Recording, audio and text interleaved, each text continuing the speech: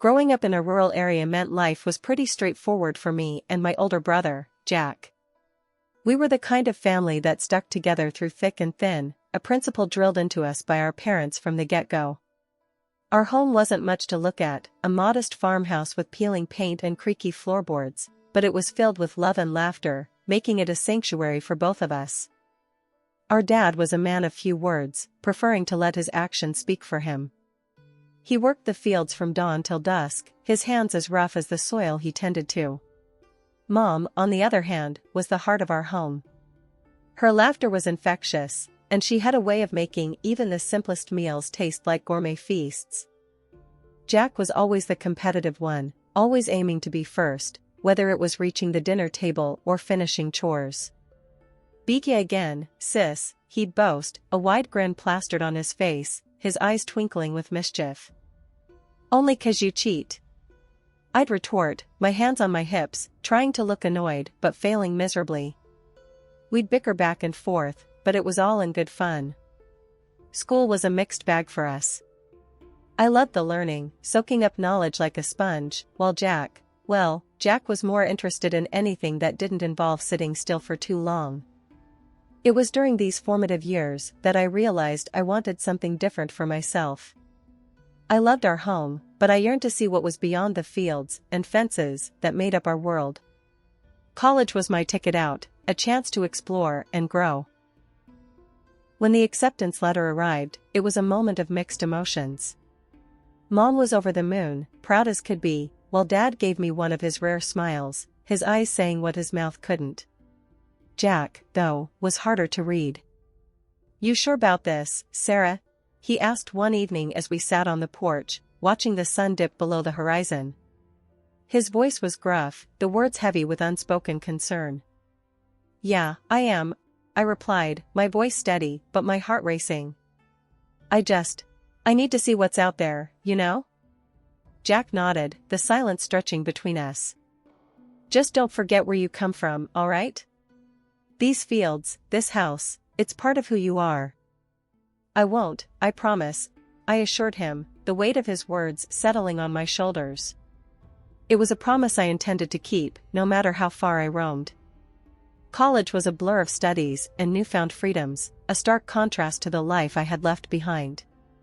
Upon graduation, the thought of returning to that simple, rural life was overshadowed by the opportunities that lay in the city.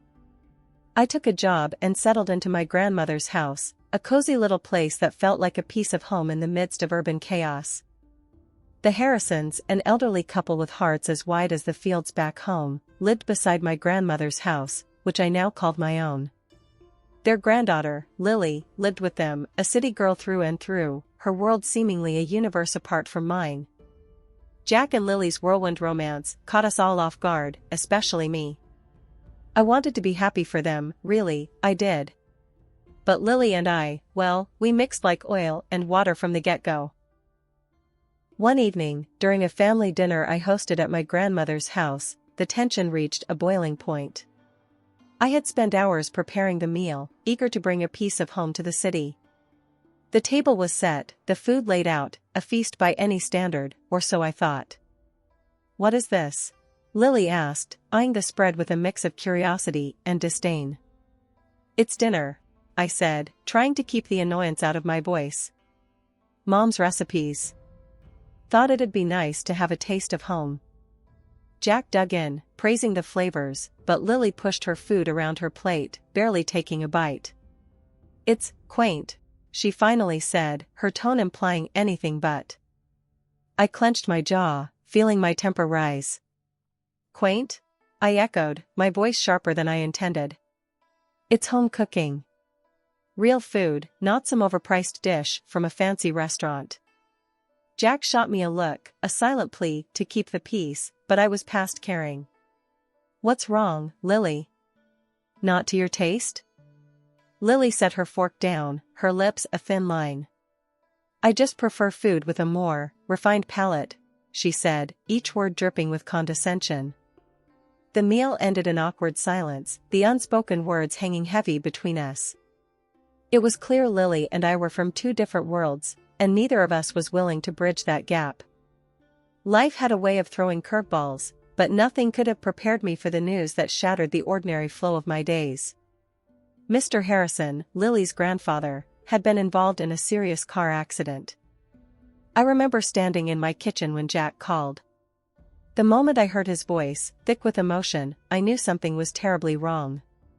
"Sarah, it's Mr. Harrison, he didn't make it," Jack said in a strangled voice.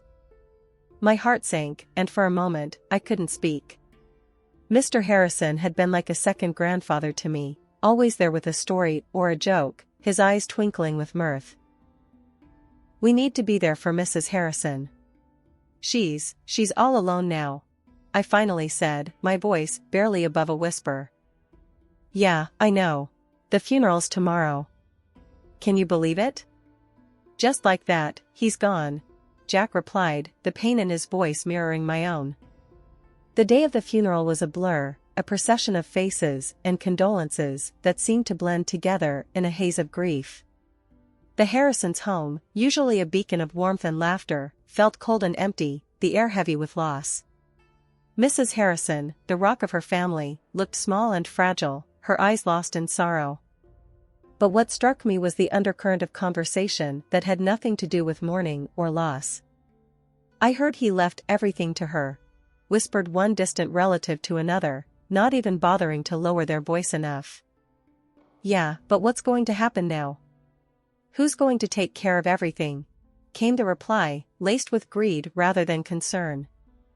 The audacity of such talk, at such a time, made my blood boil. Was there no respect for the man who had just passed?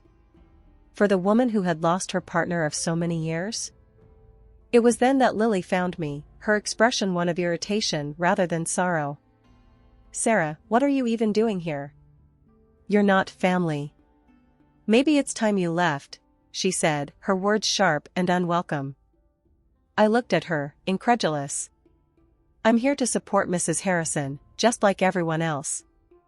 Or at least, that's what I thought we were all here for," I shot back, my patience wearing thin. Lily scoffed, rolling her eyes. "Please, like you being here makes any difference. Just go home, Sarah." With a heavy heart, I decided to leave, not wanting to cause a scene. But as I walked away, the snippets of conversation about assets and inheritance continued to echo in my ears, a stark reminder of the greed that often lurked just beneath the surface of familial bonds. The day after the funeral, my phone rang, slicing through the silence of my home. The screen displayed Mrs. Harrison's number, and I answered immediately, my voice thick with concern. "Sarah, dear, could you come over? I need to talk to someone." Mrs. Harrison's voice trembled through the line, her usual strength buried under layers of grief and fatigue. "Of course, Mrs. Harrison. I'll be right there," I replied, my heart aching for the woman who had suddenly found herself alone in the world. Arriving at her doorstep, I was greeted by a sight that tugged at my heartstrings. Mrs. Harrison stood there, a shadow of her former self, her eyes brimming with unshed tears. Without a word, she ushered me inside, into the living room where so many of our neighborhood's memories had been made. "Thank you for coming, Sarah. It seems you're one of the few who truly cares," she began, her voice laced with a sorrow that resonated deep within me. "It's what neighbors are for, Mrs. Harrison. How are you holding up?" I asked, though the question felt inadequate against the magnitude of her loss. She sighed, a long, weary exhalation that seemed to carry the weight of the world. "As well as can be expected, I suppose. But it's not just the loneliness, Sarah. It's everything else. The vultures circling, if you know what I mean." I nodded, understanding all too well the ugly side of human nature that tragedy often revealed. "I've heard some talk," I admitted, my tone grim. "People can be so cruel, greedy? Yes, they can. And they are." Mrs. Harrison cut in, her words sharp with a bitterness that surprised me. "But that's not why I asked you here." She paused, gathering her thoughts, and when she continued, her voice was steadier, imbued with a resolve that belied her frail appearance. "My husband left everything to me, Sarah. The house, the savings, everything. And now, everyone's got their eyes on what they think they're owed. I reached out, placing a comforting hand over hers. But it's your right, Mrs. Harrison. He wanted you to have it. Yes, he did. And I intend to honor his wishes. But, Sarah, there's something else. She hesitated, her gaze locking with mine, a silent plea for understanding. I need someone I can trust, someone outside this madness. And I think that's you. Before I could respond, the sound of the front door slamming echoed through the house, and footsteps approached. Lily appeared in the doorway, her eyes narrowing as they landed on me. What are you doing here? She demanded, her tone as cold as ice. I was just checking on Mrs. Harrison, I replied, my patience wearing thin at her constant hostility. Lily scoffed, dismissing my words with a wave of her hand. Well, you've checked. Now leave. We have family matters to discuss. Mrs. Harrison stood up, her stature small, but her presence commanding. Lily, Sarah is here because I invited her. She's been more of a family to me lately than my own blood. The tension in the room was palpable, a standoff between the grieving widow and the entitled granddaughter-in-law. But before the situation could escalate further, I decided to take the high road. I'll go, Mrs. Harrison. But please, call me if you need anything at all, I said, offering her a reassuring smile. In the 6 months following the uncomfortable confrontation at Mrs. Harrison's, my life seemed to drift back into a semblance of normalcy, at least on the surface. The once frequent visits to Mrs. Harrison's home ceased almost entirely. Whenever I tried calling her, I was met with the cold, impersonal tone of a disconnected line. Jack and Lily, meanwhile, became distant figures, their lives seemingly moving on without a backward glance towards me. Jack even went as far as to tell me not to call him anymore, a request that stung more than I cared to admit. One evening, I saw Mrs. Harrison and Lily near my house. The sight of Mrs. Harrison shocked me. The vibrant, spirited woman I remembered had been replaced by someone much frilier, her face drawn and pale, her body seemingly weighed down by more than just age. Mrs. Harrison, what happened? Are you all right? I asked, my concern mounting at the sight of her. Lily, ever the gatekeeper, was quick to answer. We're making some repairs at the house. It's going to be dusty, and I don't want Grandma breathing all that in. Thought she could stay with you for a bit, she explained, her tone suggesting this was more of an imposition than a request. Despite the surprise, I didn't hesitate. Of course, she can stay here. For as long as she needs, I said, turning to Mrs. Harrison with a reassuring smile. Lily didn't waste any time. Almost immediately, she brought over a few small bags containing Mrs. Harrison's essentials. The repairs should only take a couple of months. I'll give you a call when it's all clear for her to come back, she said, her voice carrying a finality that suggested the topic was not open for discussion. The moment Mrs. Harrison crossed the threshold into my home, something shifted.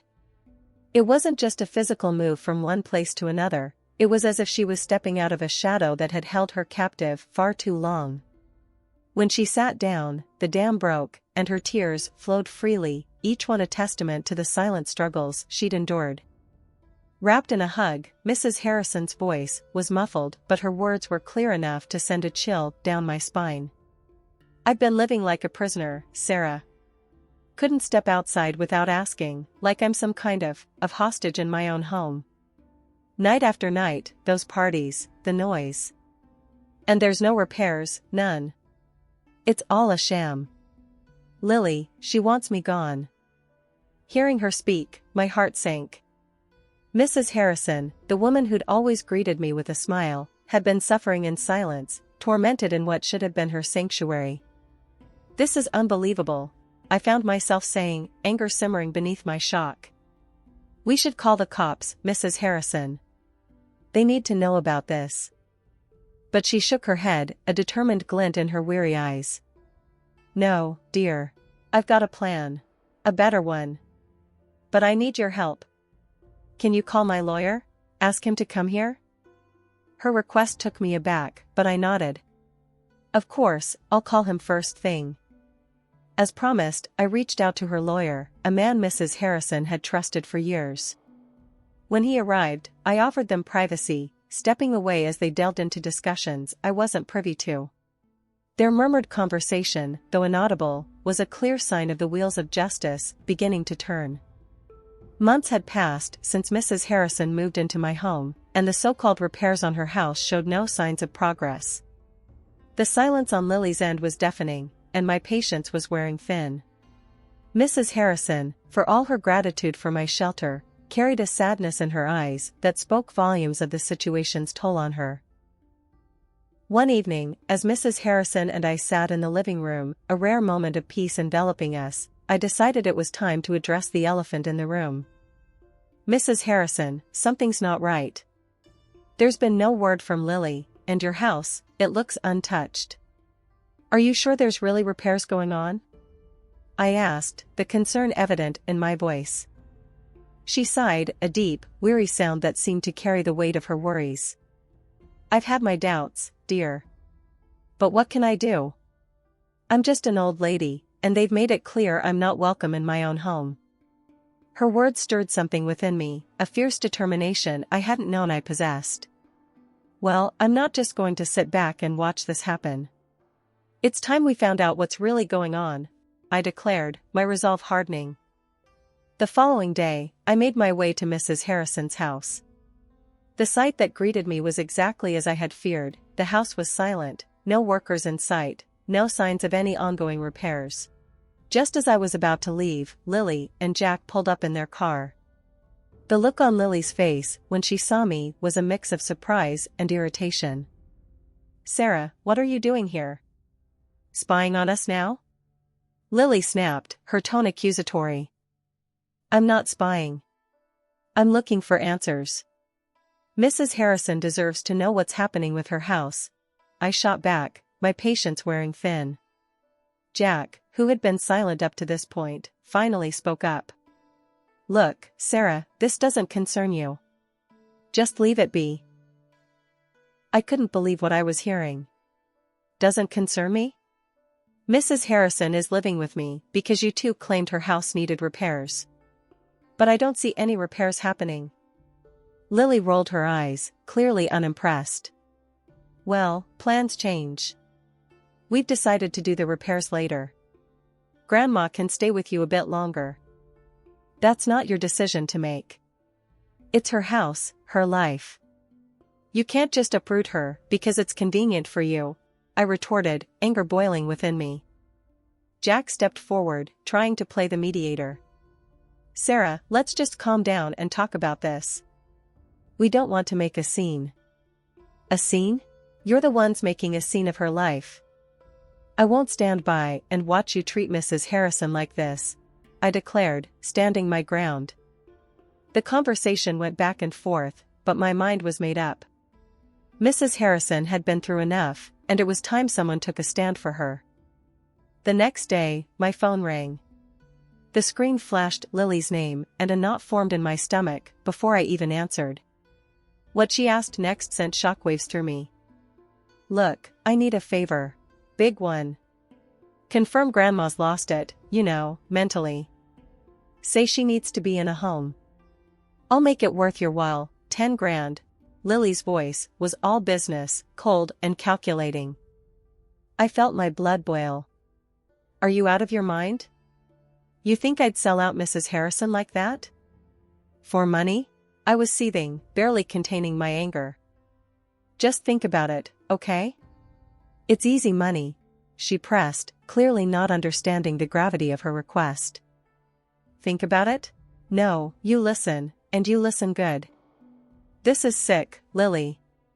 Don't you ever ask me to do something like this again. Ever. I snapped back, my words laced with disgust. I ended the call, my hands trembling with rage. How could she? How could anyone be so heartless? When I told Mrs. Harrison about the call, I expected anger, maybe shock. But she just nodded, her expression resigned. I'm not surprised, dear. It's been clear to me for a while now, they see me as nothing more than an inconvenience. An obstacle to their greed. Her calmness in the face of such betrayal was both heartbreaking and infuriating. "They don't deserve you, Mrs. Harrison." "Not a bit," I said, my voice thick with emotion. "It's all right, Sarah. I've made my peace with it. In fact, I've already taken steps to ensure they can't harm me further," she revealed, a hint of defiance in her tone. "What do you mean?" I asked, curious despite the heaviness in my heart. "I've transferred everything, my house, my savings, all of it, to you. Left just enough for myself to cover a stay in a nice nursing home, one that I picked out. But after what Lily just tried to pull. Maybe I rushed that decision," she explained, her eyes searching mine for understanding. I was floored. "Mrs. Harrison, why me? You barely know me. Because you showed me kindness when they showed me greed. You offered me a home when they tried to take mine away. You're my family now, Sarah, in every way that matters," she said, her voice steady and sincere. The weight of her words, of her trust, was overwhelming. "You don't have to go to any home, not if you don't want to. Stay here, with me. We'll figure this out together," I offered, more determined than ever to protect her. Mrs. Harrison smiled, a genuine smile that reached her eyes. "I'd like that very much, dear. Thank you." The day Mrs. Harrison asked me to gather all her relatives at the lawyer's office, I knew we were on the cusp of a seismic shift. I sent out the invitations, including to my brother, Jack, and his wife, Lily, whose actions had precipitated this whole affair. As we entered the lawyer's office on the day, the air was thick with tension, the kind you could cut with a knife. Mrs. Harrison, frail but fierce in her determination, held on to my arm, drawing strength from my presence. Once everyone was seated, the lawyer began, but it was Mrs. Harrison who took control of the room. "I brought you all here to announce my decision," she started, her voice stronger than I'd heard in months. "Over the past few years, I've seen true colors shown, care withheld, and greed run rampant in this family." There was an audible shift in the room, discomfort and denial mingling in the charged atmosphere. "I have decided to disinherit my daughter, my son, and my grandchildren," she continued, each word deliberate, her gaze unwavering. "The only person who has shown me kindness and decency is Sarah. She's my heir." Jack and Lily's faces turned a shade of red I hadn't seen before, their outrage palpable.